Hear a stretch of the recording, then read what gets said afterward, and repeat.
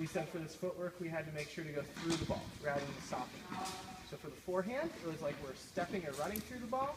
For the backhand, it was like we're jumping through the ball. What was the goal of the jump on the backhand? To get you higher or to turn you? Turn you. Yep. So you still turn through your stroke. In the forehand, you need to make sure you set your right foot closer to the ball so that you can step through it rather than having to lunge.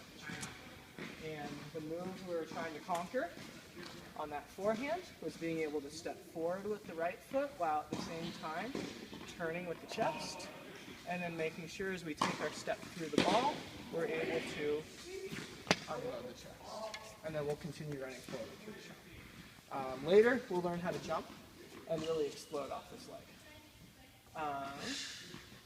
Besides that, just as you're in competition, as you're competing, as you're playing, continue using these aggressive tactics.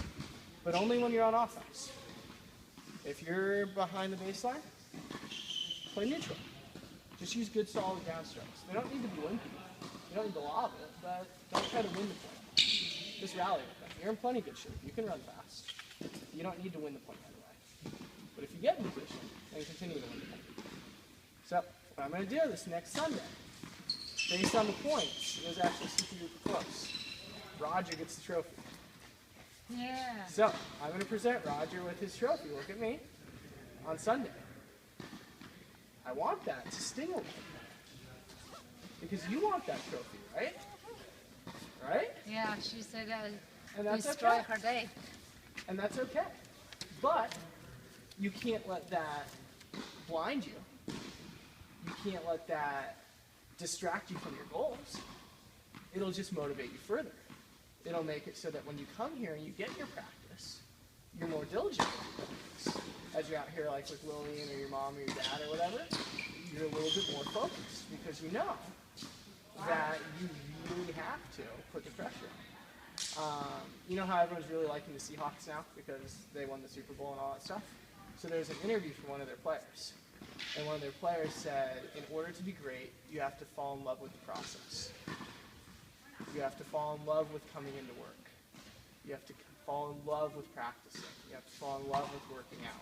Because if you measure the amount of time you spend practicing and the amount of time you spend playing, practicing is way more than the time you actually spend playing. And if you can fall in love with that idea of coming in and practicing, if you view it as a challenge and an activity rather than a chore and a hassle, then you can do some really fun stuff. But if you feel like you're getting dragged out here, then you might want to, think about things and figure some stuff out. So just remember, as you're going, as you're playing, competing, if you lose, it's okay if it hurts. It's okay if it makes you feel not great. But it shouldn't deter you from what you want to do. Does that make sense? All right. Nice job, man. So next